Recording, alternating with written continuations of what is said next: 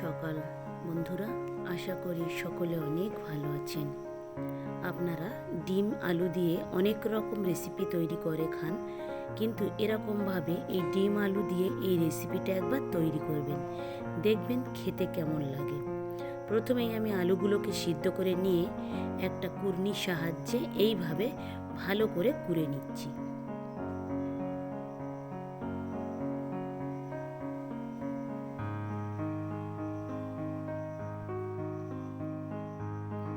আমি এখানে 3টে আলু নিয়েছিলাম, 3টে আলু সবগুলোকে ভালো করে এরকমভাবে কুড়ে নিয়েছি। এবার আমি খানিকটা পেঁয়াজ কুচি দিয়ে দিয়েছি, কাঁচা লঙ্কা, স্বাদ মতো লবণ, হলুদ গুঁড়ো, জিরে গুঁড়ো, লঙ্কা গুঁড়ো,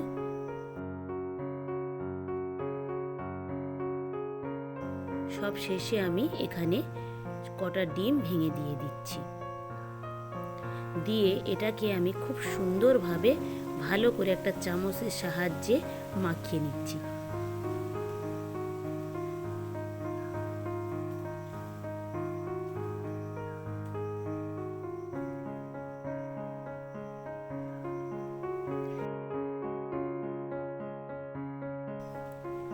মাখানো হয়ে গিয়েছে। এবারে আমি ওটাকে ভাজার জন্য প্যানে তেল দিয়েছি। তেলটা গরম হয়ে যেতেই আমি ওই মিশ্রণটা খানিকটা প্যানে দিয়ে দিয়েছি।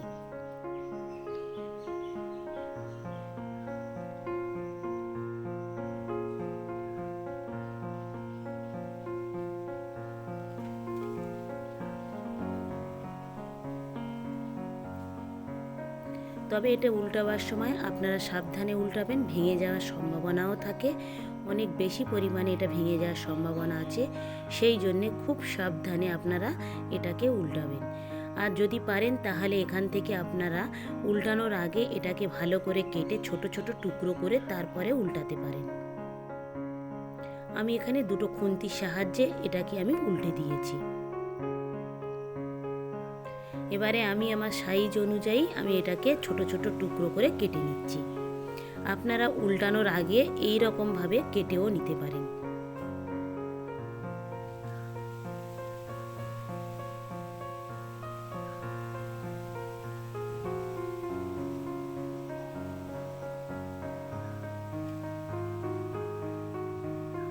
বাড়িতে যদি কোনো গেস্ট আসে, সঙ্গে সঙ্গে আপনারা ডিমের শুধু অমলেট না করে এরকমভাবে আলু দিয়ে এইটা তৈরি করে দেবেন।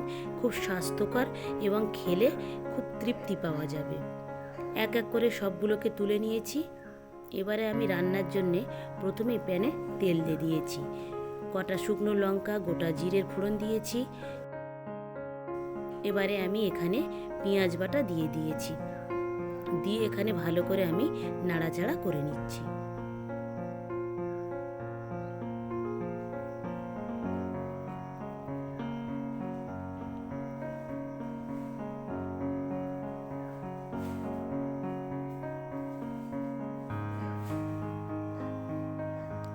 আদা রসুন বাটাও দিয়ে দিয়েছি, আর এখানে আমি খানিকটা টমেটো পেস্টও দিয়ে দিয়েছি। দিয়ে ভালো করে মশলাটাকে আমি কষিয়ে নেব যতক্ষণ না মশলার গা থেকে তেলটা ছেড়ে দেয়।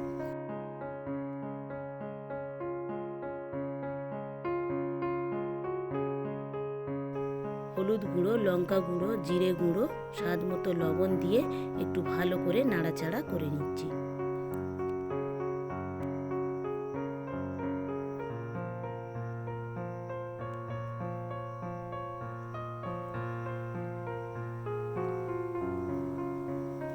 মশলাটা ভালো করে কষানো হয়ে যেতে এখানে আমি ঝোলের জল দিয়ে দিয়েছি। জলটা ভালো করে ফুটে গিয়েছে। ভেজে রাখা যে ডিম আলুটা ছিল সেগুলো আমি দিয়ে দিয়েছি।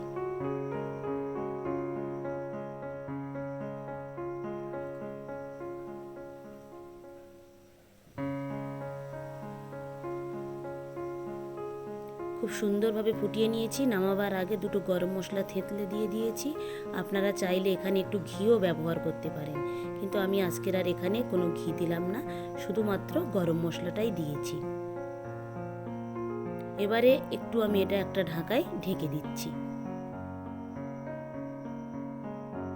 2-4 মিনিট পরে ঢাকাটা খুলে এটাকে আমি এবারে নামিয়ে নেব। ভিডিওটা তাহলে এখানেই শেষ করছি। ভালো থাকবেন, সুস্থ থাকবেন, আর ব্লগটি কেমন লাগলো অবশ্যই জানাবেন। ভালো লাগলে একটা সাবস্ক্রাইব করে দেবেন। দেখা হবে পরবর্তী ব্লগে।